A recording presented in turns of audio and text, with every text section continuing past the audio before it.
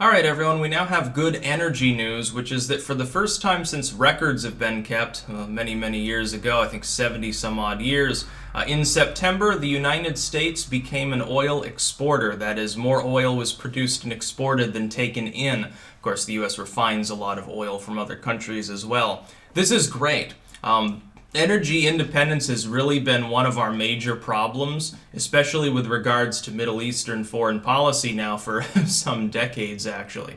Now, control over fuel resources is a prerequisite to having a fully industrialized military. What do you think tanks and drones require? Well, they require a lot of energy. It's different from a soldier who can walk around. You don't have to feed the soldier gasoline. Tanks, planes, helicopters, you need energy sources to create the liquid fuel for rockets, missiles. Everything requires a lot of energy input. Therefore, it can be only good news. And let us give some credit where credit is technically due, which is actually to none other than Barack Obama, for reasons that a lot of the far leftists don't like him. A lot of the far leftists have realized that Obama wasn't actually a socialist messiah. And it's funny because people on the right are now waking up to that fact too. I think he was corrupt. I think by and large he was bad at making foreign policy decisions. I chose not to vote for him when he was being reelected because between him and Romney, that's a choice between two pieces of fucking shit. It's not even the corny type. I chose to vote for Ron Paul out of principle. That being said, though, one of Obama's crowning moments was ignoring the left-wingers within his own party and saying, drill, baby, drill. Essentially, he started to sound like Sarah Palin, or at least more silently, because he wouldn't come out in the open and say, oh, United States is in the midst of an oil boom. Haha, because of fracking, we're now the #1 producer of natural gas. Trump doing the same thing would have said, oh, he would have come out and made it his main speech. Obama kept it quiet. He very quietly sidelined the environmentalist lobby and said, well, this is going to bring in a huge amount of money. And it has. Part of the reason that our economy is growing right now is because of fuel, because of gas, and because of oil exploration that Obama greenlit. And he said, well, yeah, okay, you can drill. They found new oil in Texas. They found new oil in Alaska. They found oil all over the Midwestern states and the Dakotas and so forth. We're flush with oil. We've got more oil than we can possibly know what to do with for the next fucking century, practically. That's partially because of Obama, and Trump, wisely, has capitalized on the same strategy, continued to allow the same permitting, the same exploitation of those energy resources, and has made sure that the United States has, over the course of his tenure, continued to build up its independence as far as fuel goes, both in oil and natural gas. We already had, I believe, the second or third largest coal reserves. We have a significant and growing impact with regards to green energy. We have a lot of hydroelectric. We do have uranium deposits, although we get a lot of it from Australia still.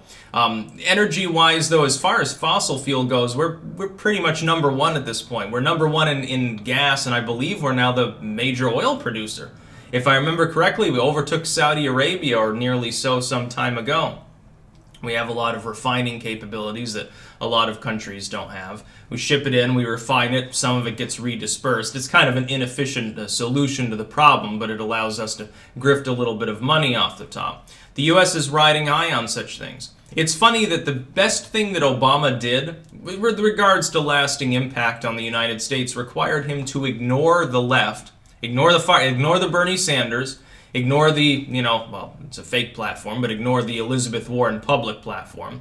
Ignore people like Kamala Harris. Ignore the far left. Ignore the pink-haired types and tell them to fucking shut up and sit down and let adults handle the situation. It's very funny as well, because on that particular issue, once he realized, I think, how much energy there was to extract, once he realized how many zeros were in that check, he became basically, by his own standards, a right-winger. It's funny because only a few years prior he had been arguing, fossil fuel won't help us in the future. We need lots more green energy. Solyndra rings a bell. Literally drill, baby, drill with Sarah Palin, the running mate of John McCain. He laughed at it at the time. 5 years later, he sounded exactly the same whenever he was being honest about his energy policies. Hydraulic fracking, dude. The Obama was such a leftist, he was willing to cause actual natural disasters as a result of the extraction of fossil fuel. Unlike the climate change debacle or something. Poor Oklahoma, central Oklahoma, having 4 and 5.0s is not particularly normal, except in the last half a decade or so. Obama did a good job. That's really one of only 2 things I give him credit for. Well, I'll give him credit for 3 things in total. This, standing out of the way of an energy boom and helping to promulgate it. His was more, he sidelined himself and let the private marketplace take care of it. With Trump, he's more directly encouraging that behavior. That's a little bit of a switch. It's superior to Obama, but for a Democratic president billing himself as a liberal, not bad. The Cuba deal, because there's no reason to continue having an embargo. Cuba doesn't have Soviet missile systems anymore because there's no Soviet Union to put them there. And then the ACA's component of pre-existing conditions, really, which could have been done in a 1-page bill, so you didn't need the ACA, which I vastly oppose. I support Trump and I believe the Fifth Circuit trying to get rid of the ACA, but that one particular component was a good idea. Nobody should be discriminated against and prevented from obtaining health care simply because they have a condition. If you want to tack money on because you're like, well, we're going to lose money on this endeavor, that's one thing, but expecting them never to have health care coverage is kind of an odd thing. They have a right to purchase in a free market, don't they? Just make additional provisions. It's a capitalist country, well, sometimes. But yeah, it's great to know that we now have, increasingly energy independence. We surpassed anyone else in natural gas quite some time ago. We were roaring ahead with oil. Now I guess we're number 1, and now we're an exporter. That gives us lopsided diplomatic power in the Middle East as well. Because one of the big things, you think 10, 15 years ago, one of the big things that would be held over our head by some regime in the Middle East is, hey, we'll just shut off your oil for a month and we'll affect your economy thereby. It'll raise the price of goods. It'll cause the public to be a little bit more hesitant to support the government. That's basically what it's about. The public that has the basic needs that it wants, and the cost of living is reasonable, and they can get to and from work, and they have their house and stuff. If they're not under any stress, they're more likely not to want to rock the boat too much. They're not going to protest. They're not going to picket. Things like that tend to be kept to a bare minimum. If, however, you do what the Middle Eastern regimes did in the 70s and you put the skids to an entire nation's economy so that people have to turn down the thermostat, it becomes a little bit of a problem. It's funny because Jimmy Carter, he would always put on a sweater and he had solar panels put up on the White House roof.